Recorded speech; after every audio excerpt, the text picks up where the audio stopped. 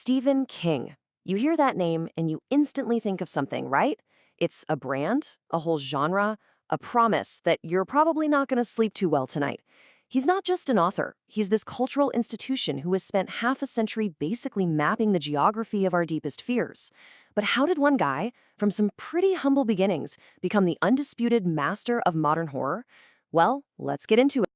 To really get a sense of his influence, just look at this number. Over 400 million copies sold worldwide. I mean, that's more books than there are people in the entire United States. This isn't just being a bestseller. This is a level of global dominance that very, very few artists ever achieve. So that brings us to the big question, right? How does a single writer, who started with basically nothing, build a literary empire that has terrified and captivated the entire world for decades? It's a story that's about way more than just talent. It's about struggle, it's about resilience, and a sheer force of will that's almost as scary as his novels. To find the answer, we've got to go all the way back to the beginning. Long before the monsters and the million-dollar book deals, there was just a boy living what seemed like a totally ordinary life in the quiet woods of small-town Maine. You see, Stephen King's early life was really marked by instability and a sense of absence. His father just walked out when he was 2 years old, leaving his mom to raise him and his brother all on her own. They moved around a lot before finally settling back in Maine, and that place, its quiet towns and deep, dark woods, would become the chilling backdrop for so much of his work.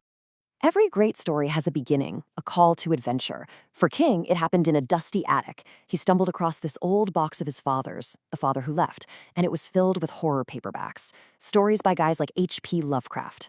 For young Stephen, this wasn't just a cool find, it was a total revelation.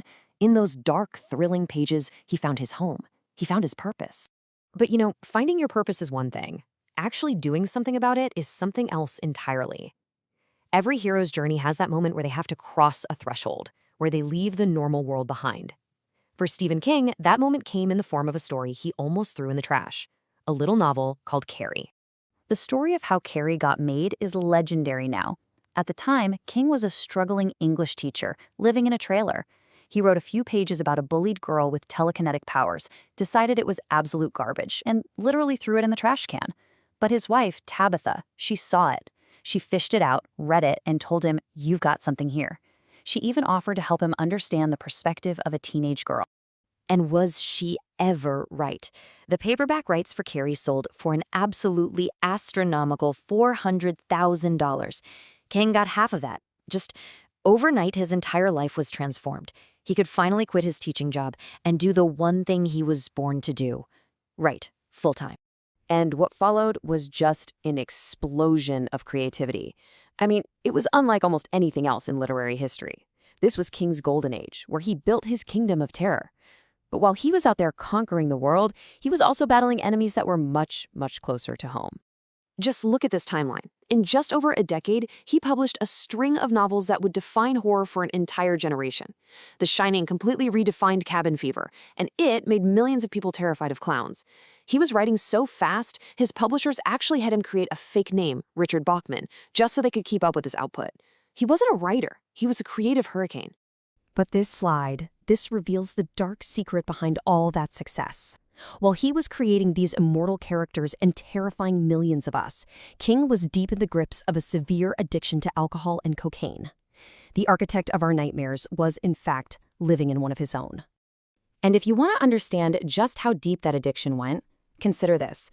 King has admitted that he was so lost in a haze of drugs and alcohol that he has almost no memory of writing the entire novel Cujo. Think about that. He was at the absolute peak of his fame, and at the exact same time, he was at his personal rock bottom. So something had to give.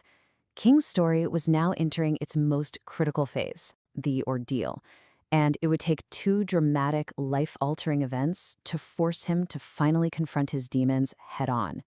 The first confrontation was an intervention led by his wife, Tabitha. Yep, the same woman who rescued Carrie from the trash all those years ago.